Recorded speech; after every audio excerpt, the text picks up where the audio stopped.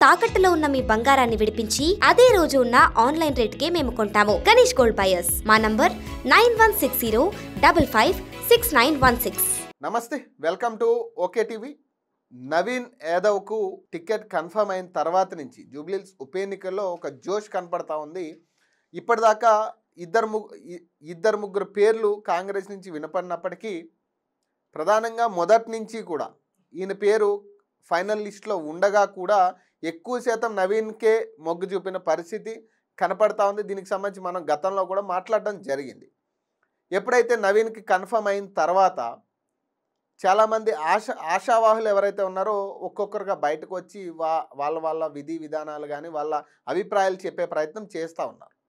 ఇప్పటికే అంజన్ కుమార్ గారు బయటకు రావడం జరిగింది. ఆయన క్లియర్గా ఒక మెన్షన్ చేయడం జరిగింది, పార్టీ నాకు టికెట్ ఇవ్వకపోయినా ఇండిపెండెంట్గా పోటీ చేయడానికి నేను సిద్ధంగా ఉన్నా, జూబ్లీహిల్స్ బరిలో కూడా నేను ఉంటాను అంటూ కూడా ఆయన ఒక స్టేట్మెంట్ ఇవ్వడం జరిగింది. నిన్న అనూహ్యంగా బీజేపీ నాయకులు ప్రెస్ మీట్ పెట్టి ధర్మపురి అరవింద్ కూడా ఒక మాట అన్నారు. మాకు బీజేపీ కనుక జూబ్లీహిల్స్ నుంచి టికెట్ ఎవరికి ఇవ్వాలన్న ఆలోచనలో ఉంటే ఖచ్చితంగా అంజన్ కుమార్ గారిని కన్సిడర్లో తీసుకోవాలంటూ కూడా అధిష్టానానికి ఆయన ఒక వినతి చేయడం జరిగింది. మరి ఈ విధంగా చూస్తే కొంత ఇక్కడ కాంగ్రెస్ ఇబ్బందిలో పడే పరిస్థితి ఉంటుంది. నిజంగా అంజన్ కుమార్ కనుక టికెట్ ఇస్తామని బీజేపీ చెప్తే ఖచ్చితంగా ఈయన మారే ఛాన్స్ కూడా ఉంటుంది. అంటే ఇప్పుడున్న పరిస్థితుల్లో ఇదొక ఖచ్చితంగా అవమానం కింద భావించే పరిస్థితి ఉంటుంది. ఎందుకంటే ఆయన ఒక సీనియర్ వ్యక్తి. అంజన్ కుమార్ అనే వాళ్ళు ఏదైతే గతంలో పార్టీ అధికారంలో ఉన్నా లేకపోయినా కూడా పార్టీ కోసం పనిచేసిన వ్యక్తి ఆయన. సో అలాంటి వ్యక్తి ఖచ్చితంగా దీన్ని ఒక అవమానంగా భావించి ఖచ్చితంగా వేరే పార్టీ టికెట్ ఇస్తే వెళ్ళే ఛాన్స్ కూడా ఉంటుంది. అది కూడా ప్రధాన పార్టీయే కాబట్టి. సో అసలు వార్త ఏంటో చూద్దాం ఒకసారి. జూబ్లీహిల్స్ ఉప ఎన్నిక టికెట్ ఇవ్వకపోవడంతో అసంతృప్తి వ్యక్తం చేసిన మాజీ MP PCC working president Anjan Kumar Yadav చివరికి పార్టీ నిర్ణయానికి తలొగ్గారు. కాంగ్రెస్ టికెట్ లభించకపోవడంతో అలిగిన అంజన్ కుమార్ ఏఐసిసి ఇన్ఛార్జ్ మీనాక్షి నటరాజన్, మంత్రులు పొన్నం ప్రభాకర్, వివేక్ వెంకటస్వామి కలిసి బుజ్జగించారు. దీని తర్వాత అంజన్ కుమార్ యాదవ్ పార్టీ అభ్యర్థి నవీన్ యాదవ్ గెలుపు కోసం పనిచేయాలని అంగీకరించినట్లు తెలిసింది. దీంతో కాంగ్రెస్ శ్రేణుల్లో ఉపశమనం నెలకొంది. ఈ మేరకు శుక్రవారం అంజన్ కుమార్ ఇంటికి ఏఐసిసి ఇన్ఛార్జ్ మీనాక్షి నటరాజన్, మంత్రులు వివేక్ వెంకటస్వామి, పొన్నం ప్రభాకర్ కలిసి మాట్లాడారు.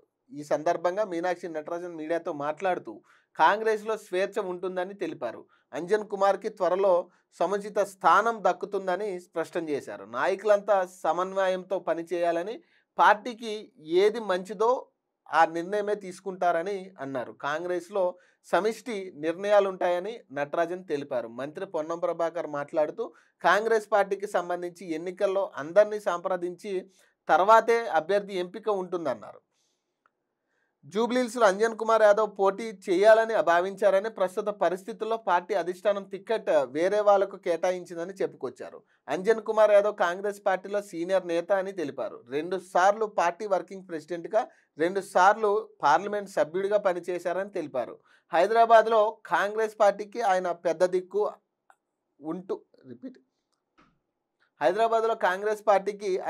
దిక్కు ఉంటూ వస్తున్నారు. వారి హయాంలో నగరంలో పార్టీ మరింత అభివృద్ధి చెందేలా ముందుకు పోతున్నామని చెప్పారు.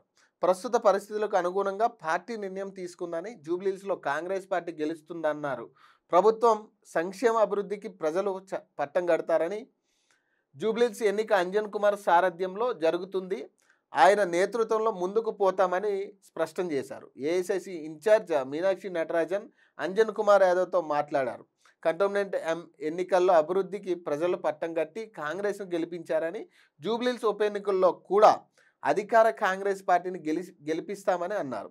అంజన్ కుమార్ యాదవ్ ముషిరాబాద్లో గెలిచి ఉంటే మంత్రి అయ్యేవారని కొనియాడారు. గెలిచి ఉంటే మంత్రి అయ్యేటోడా ఇంకోట పక్కన పెడితే ఫస్ట్ అయితే క్లియర్గా ఉంది. ఇక్కడ అంజన్ కుమార్ యాదవ్కి రావాల్సిన టికెట్ వేరే వాళ్ళకి వెళ్ళింది. ఇది క్లియర్. ఇక్కడ పొన్నం ప్రభాకర్ మాట్లాడిన మాటల్లో క్లియర్గా అర్థమవుతా ఉంది. అసలు పార్టీ టికెట్ అంజన్ కుమార్కి అనుకున్నాం, కానీ కొన్ని పరిస్థితుల వల్ల నవీన్ యాదవ్కి ఇవ్వడం జరిగింది, అతను కన్ఫర్మ్ చేశామని. సో ఇక్కడ అంజన్ కుమార్ గారు కూడా చెప్పారు, కొంతమంది నాకు టికెట్ రాకుండా చేశారని కూడా ఆయన ఒక అసహనం వ్యక్తం చేశారు. ఆయన మాట్లాడుతూ కూడా ఒక బాధను వ్యక్తం చేశారు. కాంగ్రెస్ పార్టీకి నేను ఎన్నో చేశాను. సో పార్టీ కష్టకాలంలో ఉన్నప్పుడు కూడా నేను పనిచేశాను. ఇప్పుడు మీరు ఆల్రెడీ పదవులు అనుభవిస్తూ ఉన్నారు, అధికారంలో ఉన్నారు కాబట్టి నన్ను పక్కన పెట్టారన్న అసహనం కనపడతా ఉంది అంజన్ కుమార్ గారిలో. మరి చూడాలి దీనికి సంబంధించి మరి ఆయన ఎలా స్పందిస్తారనేది.